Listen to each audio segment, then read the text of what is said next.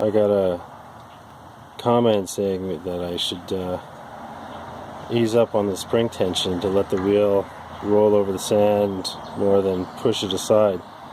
So I'm going to give that a try, and thanks to old Foundry Man who suggested it.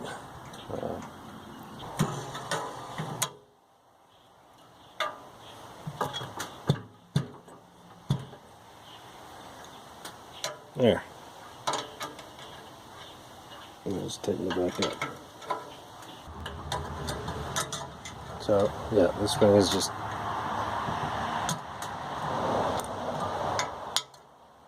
but it's not extended at all at this point.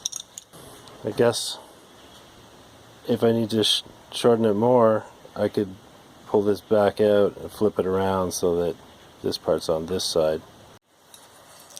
So about this silica, it's a pretty bad respiratory hazard, this fine silica sand. So it's absolutely vital that you never allow yourself to be filmed and put on the internet working with it while not wearing a proper filter mask. I'm going to weigh out enough to fill this bucket up about a third to a half of the way, to give me an idea of how much total dry ingredients we're going to end up making in our first batch here. The scale only goes up to 4 pounds mark, but it goes all the way up to 2 kilos, so I'm going to go with metric today.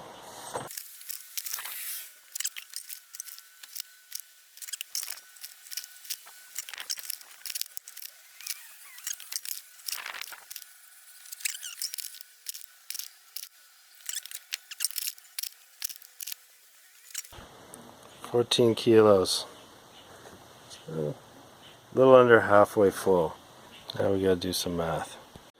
Alright, so 14 kilos of sand is about half the bucket. So let's say we make 15 kilos of green sand.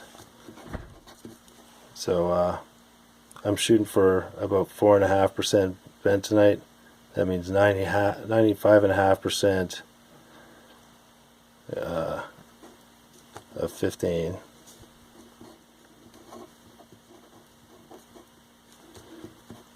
Is the amount of sand, and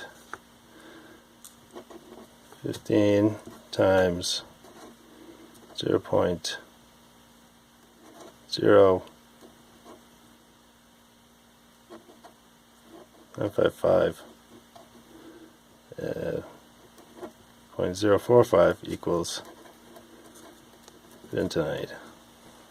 Getting out the old Google calculator here. 15 times 0.955, 14.325. 15 times 0.045 is 0.675 bentonite.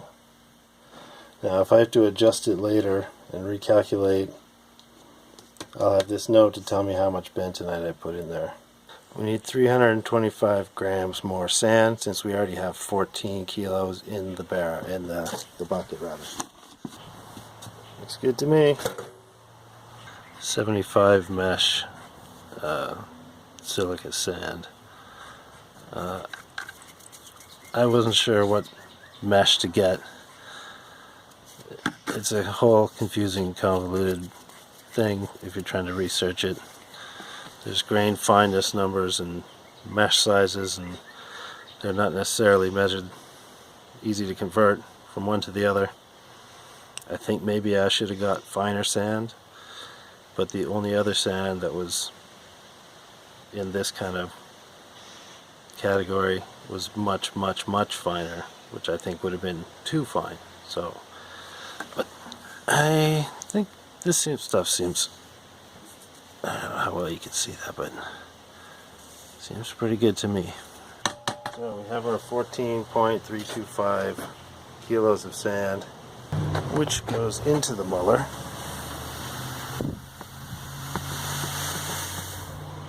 now we have our bentonite. Quite a fine powder.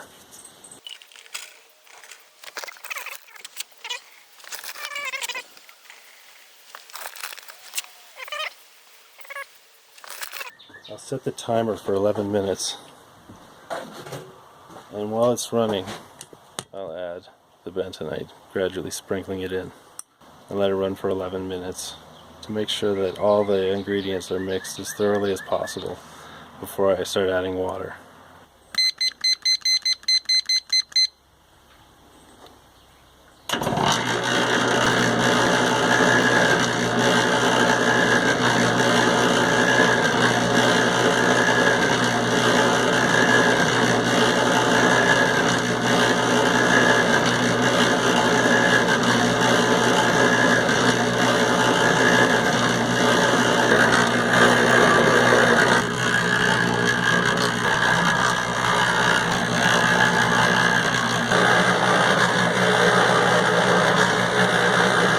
If it's not thoroughly mixed now, it's never going to be.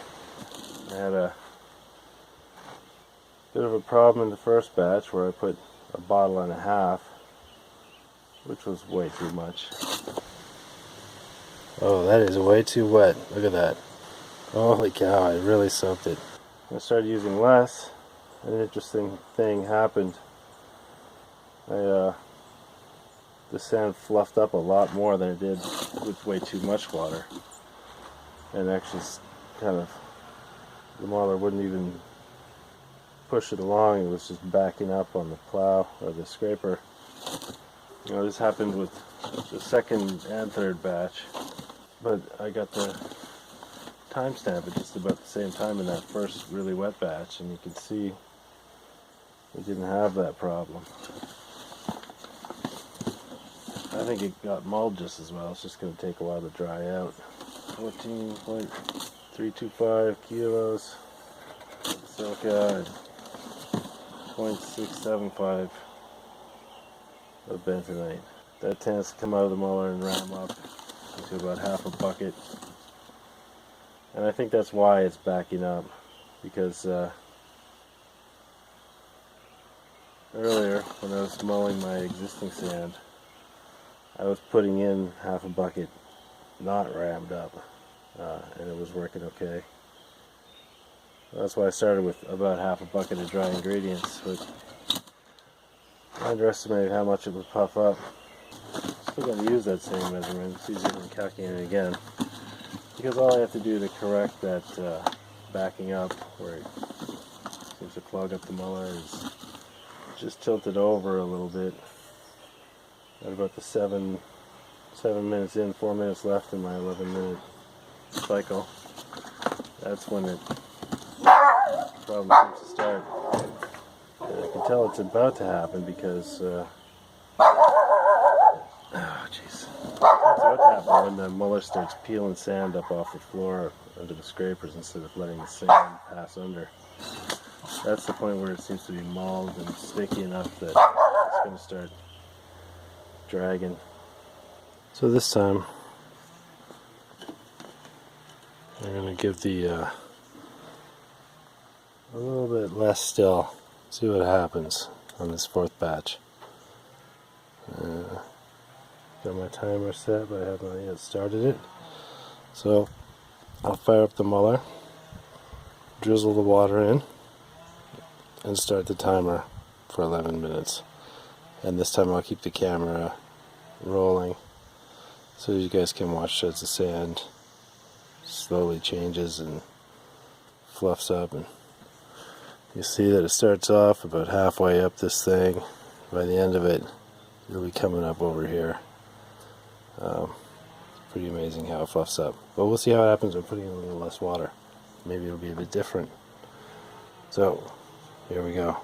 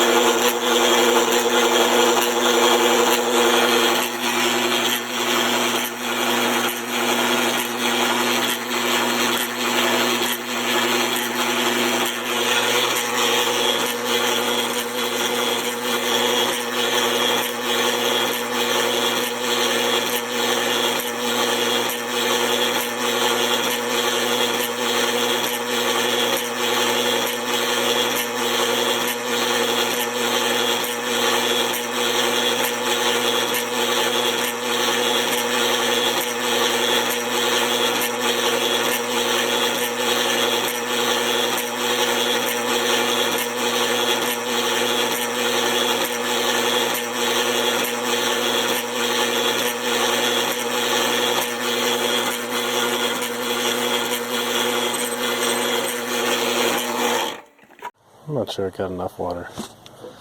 I mean, it's not bad. And if this was sand in my bench, I would say it was just perfect to actually use. But since this is the original mulling of it, I just want to make sure all the clay gets sort of dissolved and smeared onto some sand. So I'm going to give it a few more minutes with just a little tiny bit more water.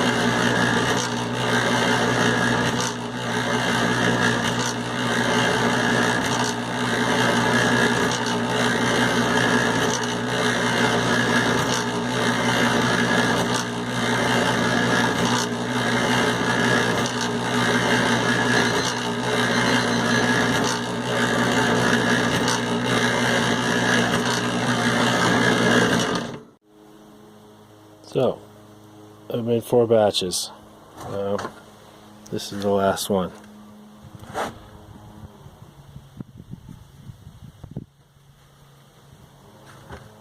Pretty nice.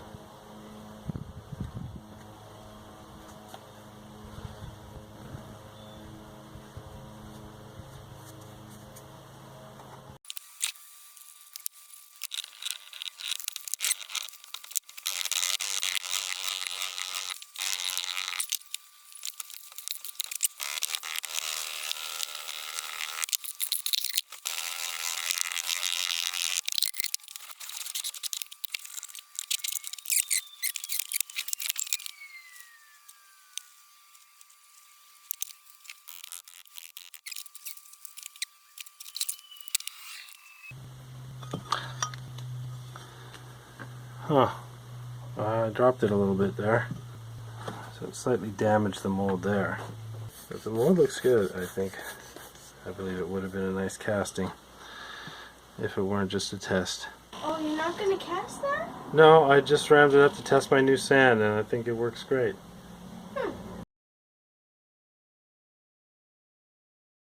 I just want to remind you guys one more time that it's important to always smoke cigarettes while you're working with this dry ingredients, silica, sand, because the tar will create a protective barrier to keep the tiny silica crystals from permanently embedding in your lungs.